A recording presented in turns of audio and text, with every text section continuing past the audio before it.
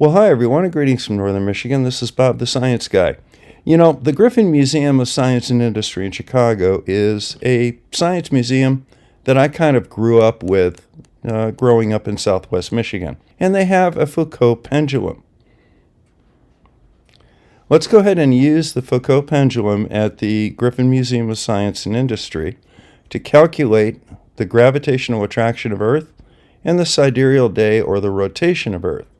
We're going to simply use the swing of 8.875 seconds, the length of the cable at 19.656 meters, and the latitude of the Chicago Museum at 41.79 degrees north. Now I've gone ahead and put that information down here. Like I said, the latitude, 41.79 degrees north. Local gravity in Chicago is 9.803 meters per second squared. And a sidereal day is 23.934 hours. Measured pendulum time is 8.875 seconds. Now when we try and figure out what the period of a pendulum is, it's 2 pi times the square root of the length of the pendulum over local gravity. Now this is for an idealized pendulum, one that has no mass to the cable, has no other forces acting on it. It's just strictly the pendulum. When you're dealing with a physical pendulum, as Clive pointed out the other day, you actually have to take into account the angle of the swing. Now, the angle of the swing, theta, in Chicago is 3 degrees. And the formula to find the corrected period is that you take the original measured period and you multiply that by 1 plus the swing angle squared divided by 16. Now the swing angle is listed in radians, not degrees, so we have to convert the degrees to radians. Well, 3 degrees is pi over 60 radians, and if we square that, we get pi squared over 3600, and then we divide that whole thing by 16.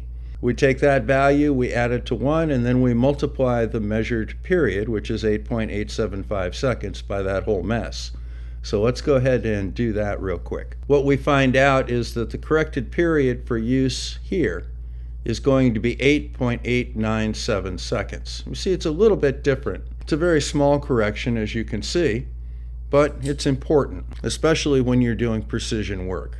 So let's go back to our pendulum equation here. Let's go ahead and solve for what gravity is going to be. Let's see how to do that. Well, first thing that you would do is you would take the period and divide out 2 pi to get rid of this here.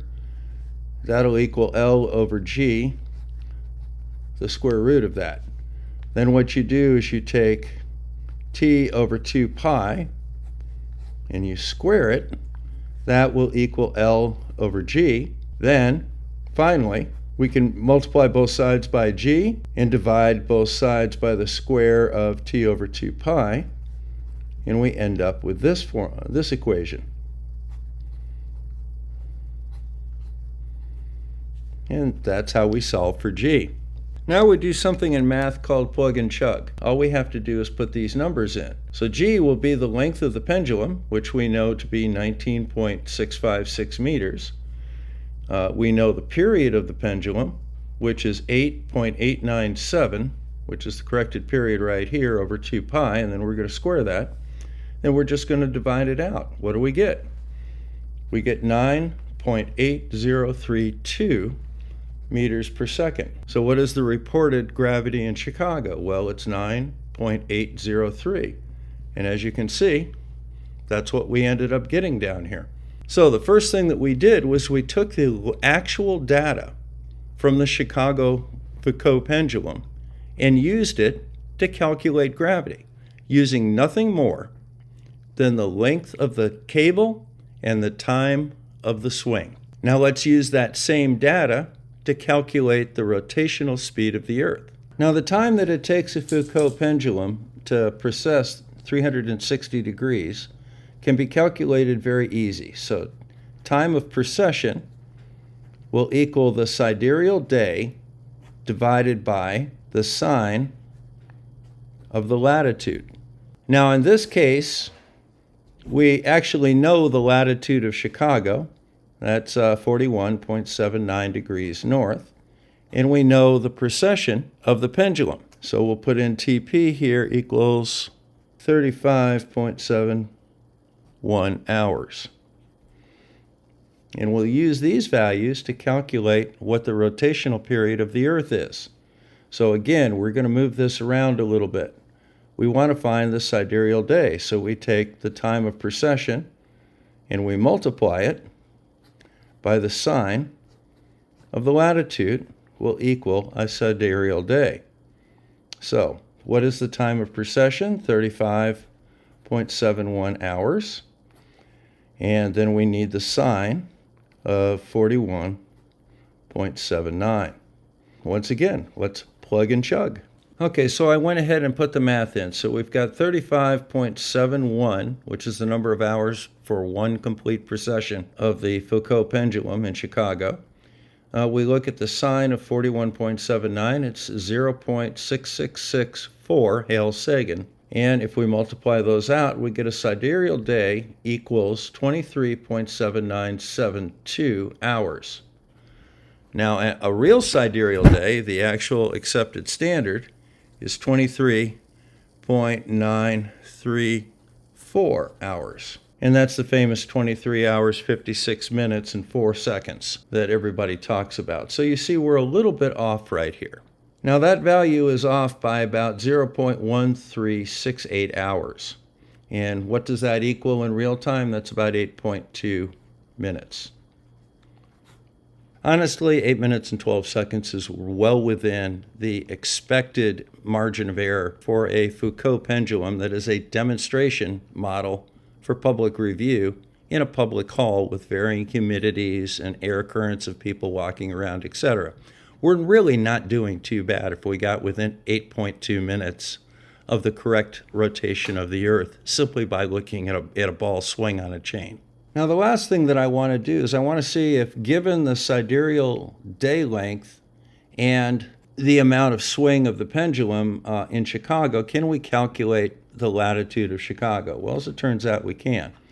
So if you want to look at the time of precession, that's going to equal the sidereal day times the sine of the latitude. Now we can rearrange this a little bit and say that the sine of the latitude will equal the sidereal day over the precession time in Chicago. Well, that's pretty easy. We have both of these numbers. So the sidereal day is 23.934, and the precession in Chicago is 35.71. That value right there equals the sine of the latitude. Now we can actually do this a little bit backwards and find the actual latitude using a function called the arcsine. And on your calculator, it's a secondary function under sine that says sine and then -1. Now when we do that function, what we find is that we get a latitude for Chicago of 42.085 degrees north. And as you know, the actual latitude of Chicago is 41.79. So if you subtract 41.79 from what we get, we find that we are about 0.295 degrees off. And that works out to about 32.745 kilometers. Our measurement puts us in the North Chicago suburbs. It's off, but it's only off by about 32 kilometers. Well, that's about 20 miles. So once again, we calculated gravity, we calculated the duration of a sidereal day, and we calculated the location of Chicago. Didn't have to look at the stars, didn't have to use any satellites, didn't have to use a sextant. All we had to do was get some careful measurements of a ball swinging on a chain, and we got better measurements than any flat earther could ever hope to get. So, this is Bob the Science Guy. Thank you very much for stopping by. In my next video, we're going to actually look and see how the Foucault pendulum demonstrates that the Earth is indeed a sphere and not flat. So, until then, take care, guys.